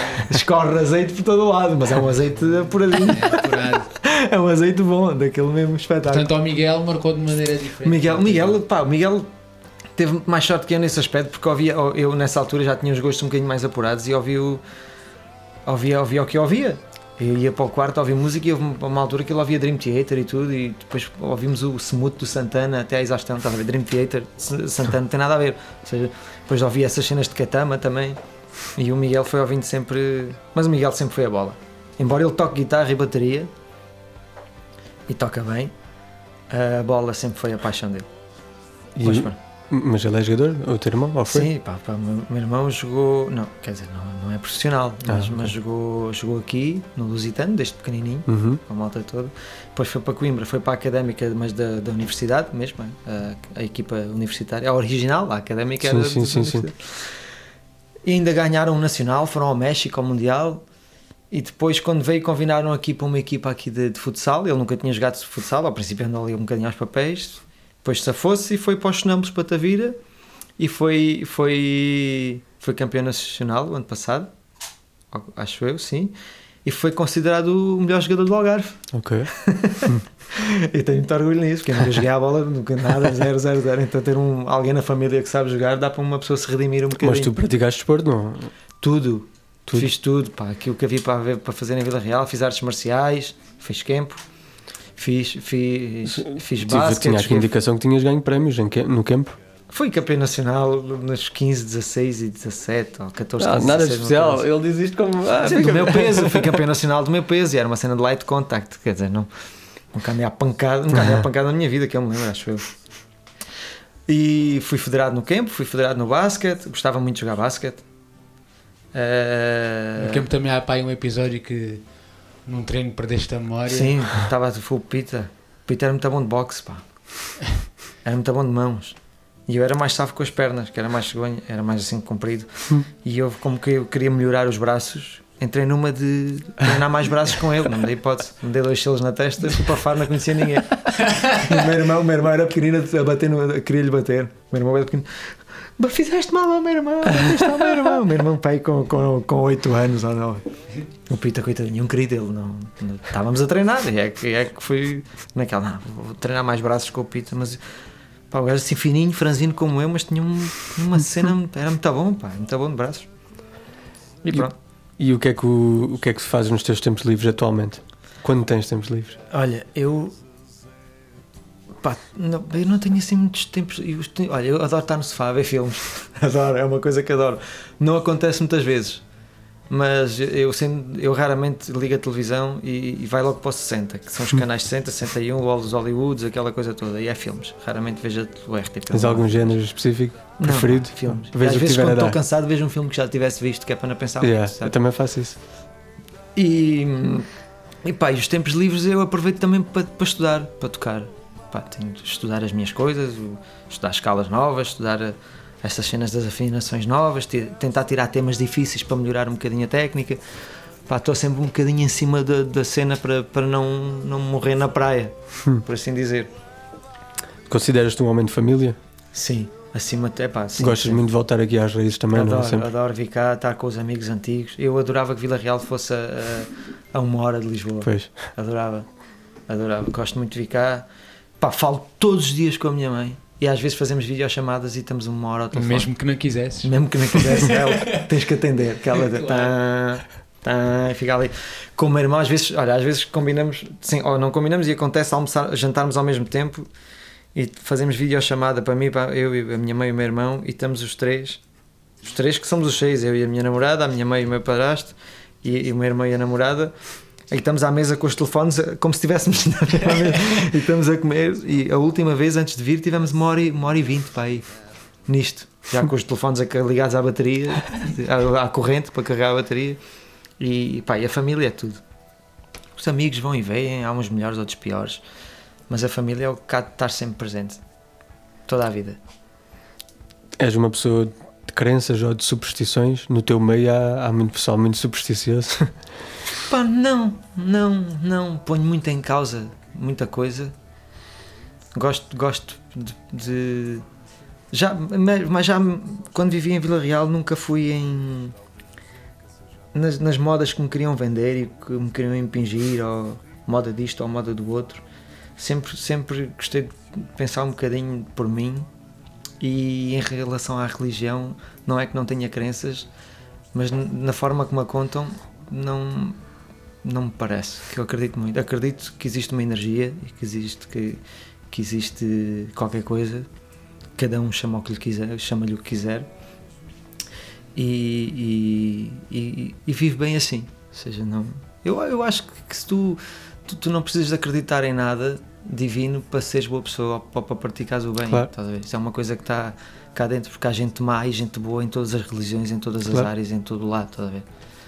Eu acredito que há gajos na Unicef a trabalhar que devem ser maus, e há gajos que são muito bons, ou seja, em todas as profissões há isso, e há tipos que se calhar estão presos e que se calhar não são assim tão más pessoas, correr-lhes mal alguma coisa, ou seja, há gente boa e gente má em todo o lado. E esta comparação é Unicef e a cadeia. Foi o que me veio à cabeça. Mas sim, faz todo sentido. Faz todo sentido. Mas mesmo, pá, não precisas de praticar o bem para ir para o céu, ou se praticares mal, pá, é uma coisa que tu tens que viver com isso. Se praticares o bem, sentes-te bem contigo e és uma pessoa feliz. Se praticares o mal, aquilo pesa-te na consciência e essa energia do mal puxa-te coisas más.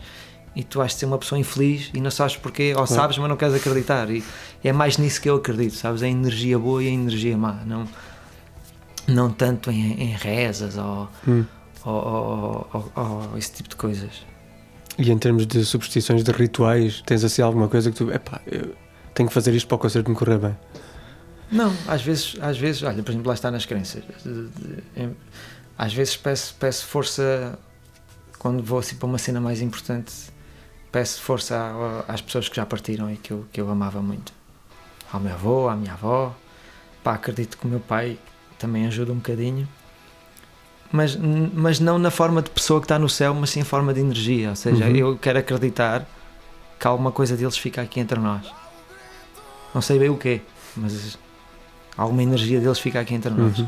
E às vezes quando vou para uma coisa mais séria, ou um direto, ou um concerto assim, mais importante, por exemplo, quando foram os lançamentos dos discos da Rita Guerra, ou o concerto com a Rita no Coliseu, com a banda da Força Aérea, que estavam 90 pessoas em palco, tinha a minha mãe, o meu padrasto, o meu irmão. Pá, gosto de acreditar que não estou só ali, que está ali as pessoas que eu amava, que amo e que já partiram, que estão ali comigo e que estão a dar uma força. Se calhar é um bocadinho egoísmo meu a pensar, se calhar eles têm mais que fazer do que estar aqui, do que estar ali contigo, mas pá, lá está, se tu acreditas nessa energia, vais mais confortado. Isto existe? Não existe, pensamento esta vais mais protegido, vais com outro conforto, por assim dizer, para o palco. És uma pessoa que tens alguns luxos, ou gostavas de ter se tivesses a oportunidade? Pá, os meus luxos é material. Eu adoro guitarras e pedais, mas quem não? Eu por acaso não. Tu não, não há nenhum guitarrista nenhum que tu conheças. Por acaso não. Pá, eu vivia já uma série de casas, nunca. Pá, adoro a minha casa, adoro tudo, mas são consequências do trabalho, e tu vais tendo uma vida melhor e vais procurando coisas melhores, né? Ou seja, não faz sentido nenhum tu ganhares melhor e teres bom trabalho e andares num carro a cair aos pedaços, ou seja, tu vais melhorando isso, mas não sou maluco por carros, nunca fui. Pá, quem me conhece de perto sabe que toda a vida andei com com carros baratos e tudo, nunca tive esse luxo. Pá, a roupa é a cena da Zara, vamos todos ao mesmo sítio, não é? Ando aqui a fazer publicidade ou a Bershka, aquelas cenas, também não tenho assim grandes loucuras. Antigamente é que ou compravas na feira ou na Levi's. Sim. Na Levi's era 20 contos, na feira 2. Né? Agora já, felizmente, temos estes meio termos que já consegues comprar roupa fixe sem ficar na miséria. Pá, não tenho assim aquele sonho de ter uma casa com piscina, nem ter um Porsche, nem... Pá, a minha cena mesmo é guitarras. Ter um pedal, ter uma guitarra. Pedais, guitarras e amplificadores, é assim o meu luxo. É a cena que, pá, a minha namorada diz que se eu comprar mais 2 ou 3 pedais já posso abrir uma loja. Houve aqui em Vila Real sem muitos pedais e a loja abriu e estava aberta. Pedais, que quem não sabe porque são pedais, são cenas de efeitos para ligar as guitarras e dar efeitos diferentes às guitarras. Ou seja, o meu luxo é tudo cenas para a música, é o que eu amo, é a minha paixão. Já tens divisões em casa só para isso? Sim, tenho uma peça em casa e já não cabe lá tudo. Tenho um espaço em casa só para isso e não cabe lá tudo. Pá, felizmente também é um investimento de muitos anos. Ou seja, claro. Toda a vida toquei, toda a vida fui comprando material, portanto... Depois vendes uns, compras outros melhores e não sei o quê, e graças a Deus gosto muito do material que tenho. Falámos ainda há pouco do Agir, ainda por cima agora estás a trabalhar com ele mais diretamente outra vez. Tatuagens, não és um homem disso?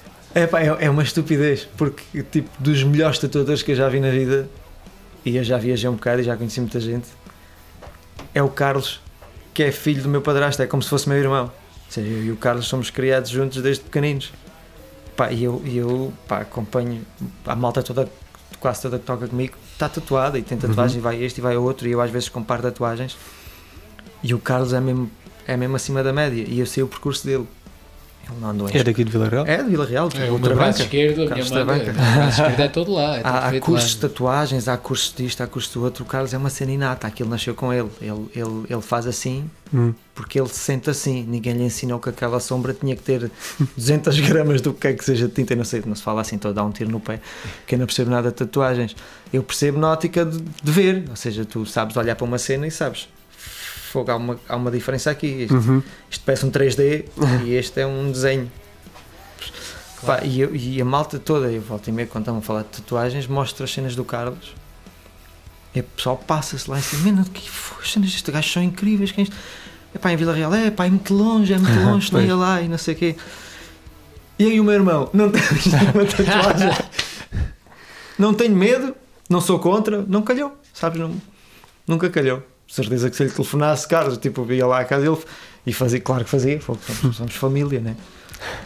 E nunca me deu pai. Agora, se calhar, também já não vale a pena. Vai começar a enrugar tudo daqui mais uns 10 anos. Ou então é ao contrário, ou então tens que ir já. Então dá uma travadinha aos 45 e pinto-me todo, no pescoço e tatua Zé no peito aqui. Ela adorava a cara da Zé. Tens viagens de sonho que já fizeste ou gostarias de fazer? Já fiz viagens de sonho e ainda tenho mais. Isso graças à minha namorada, que já me levou para sítios que eu nem sabia que existiam. Fui para as montanhas em Oman. E a minha mãe a ver o mapa, a ver a Síria ali ao lado. Ele vai para o meio da guerra! Uma pessoa está habituada aqui a Ayamonte. Nunca na minha vida eu iria para um sítio assim. Mas ela foi incrível. Já viajei por sítios incríveis. E foi ela que arranjou. Ela é que trata das viagens e me leva. Eu digo: olha, este ano vamos aqui. Eu, está bem, vamos aqui. Bora. E ela felizmente trata de tudo. Eu adoro viajar, mas não tenho paciência para os preparativos. Ela adora viajar e adora os preparativos. Portanto, sim. Perfeito. Nice. E tenho mais viagens de sonho. Olha, uma das coisas que fiz de sonho foi está a fazer foi em 2019. Pá, já é a segunda vez que vou. Que é ir a LA, à maior feira de música do mundo, onde as marcas apresentam as novas cenas e onde estão os cromos todos que tu possas imaginar, porque é a maior feira de música do mundo e é em LA e é em janeiro, ou seja, as tours normalmente aí acalmam, estão paradas, então os cromos todos vão para essa feira e conheces muita gente. E eu fui ano passado sozinho, nunca tinha viajado para tão longe sozinho, adorei ir daqui para LA sozinho e voltar sozinho. Para quem não sabia, para que lá dar à escola em Lisboa, não tem corrido mal. Adorei a cena do viajar sozinho. Pensas muito, de repente estás sozinho mesmo num sítio e não tens ninguém. Se te acontecer alguma coisa, tu estás mesmo sozinho, não tens mesmo nada. E reavalias uma série de situações na tua vida, pensas uma série de coisas, tens que falar outras línguas. E gostei. E pá, e depois chegas lá e estás no meio dos maiores do mundo. E quando eu te digo os maiores do mundo, é tipo, estava numa festa onde estava com o baixista do Stevie Wonder atrás de mim, depois entrei num grupo de conversa, acabei a ir ao Dennis comer um bife com o pianista dos Dream Theater, o Jordan Rudess. Estava a conter-me bué para não dar uma de fã, estás a ver? Tipo, yeah man, yeah, yeah, show man, yeah. A andar com o gajo. E o gajo já meio maluco e tal, e eu não acredito nisto. Pai, tive uma data de gente, com o Steve Vai, com Bonamassa, com o Bonamassa, com o meu herói, que é o Michael Landau, ninguém sabe quem é porque é freelancer, vocês não dá a cara, mas tive com uma data de cromos. Isso é uma viagem, para mim é uma viagem de sonho que eu gostava de fazer todos os anos. Ok. E é um sonho todos os anos fazer isso. E já tinha ido lá, quando estive com os Cleft, em LA, fomos a essa feira, e voltei a ir agora sozinho, e espero ir mais vezes. O que é que tu te vês a fazer daqui a 10 anos? O mesmo que fazes agora? Olha, isto, aqui outra vez com o vosso Marco, 10 anos depois. Olha, isso. E eu a contar, olha, já toquei com mais este, já toquei com Exatamente. mais outro. Pá, olha, daqui a 10 anos vejo-me se calhar com filhos, não sei, talvez. Vejo-me e espero estar a fazer isto, seja estar a produzir mais. Uhum.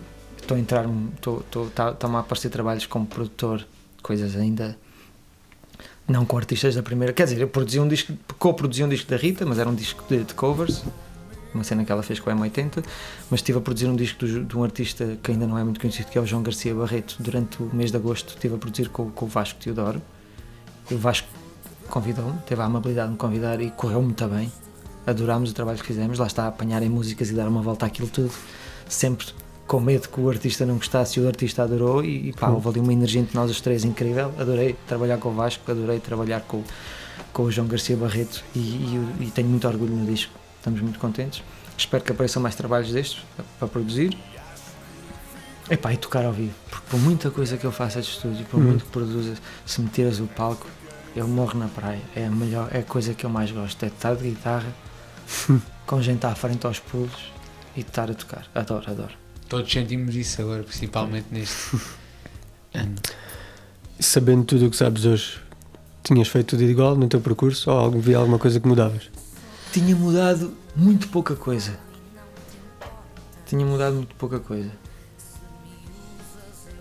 Se calhar tinha estado mais presente quando me fui embora para Lisboa. Tinha estado mais presente. Eu tenho um bocadinho uma sensação que perdi ali uma fase do meu irmão, dos 10 aos 15. Porque estava demasiado focado na minha vida, e estava em Lisboa e estava bué de coisa, e perdi um bocadinho esse crescimento dele, embora a gente falasse ao telefone e tudo. Senti que podia ter estado mais presente, mais em cima, embora eu estava presente, ou seja, não desapareci. Eu é que corrigia os testes da escola, eu é que ele não vestia uma t-shirt sem eu dizer que gostava. Minha mãe comprava-lhe roupa e ficava louca, a roupa ficava em cima dali até eu vir e dizer que gostava. Não sei, pá, se calhar também não tinha maneira de estar mais presente, mas tenho um bocadinho essa mágoa de ter havido ali uma fase da vida dele que eu não acompanhaste tanto quanto poderias. Mas pronto, são coisas que são inevitáveis. Entretanto, claro. Olha, ele cresceu, foi para a universidade, voltou, a cena correu bem, agora tem a vida dele, não correu mal, nada, antes pelo contrário. Pá, talvez tivesse discutido um bocadinho menos com a malta dos Cleft. E eles também, uns com os outros, discutimos todos. Mas também era inevitável. Pá, não tenho assim uma coisa, mudava isto, ou não tinha ido para ali, nada. Não tenho assim nada que eu quisesse ter mudado. Não. Depende a sério, mesmo. Pensando bem, não tenho assim nada que gostasse de mudar. Fazia tudo quase igual, outra vez. E tem corrido bem. Pá, até agora não me posso queixar. Continuo a ter trabalho, o telefone continua a tocar, continuo a ser convidado para projetos, quase todas as semanas surgem coisas novas. Felizmente já há coisas que às vezes até tens que recusar, porque em tempos normais, agora ninguém recusa nada, né? Mas numa situação normal, tipo, tem aparecido até coisas que não tens tempo para fazer tudo bem, porque eu até às vezes posso aceitar, mas depois nem consigo fazer nem consigo fazer o outro como deve ser, e eu isso fico maluco. Nada. Então, pá, tenho material de música que sonhei.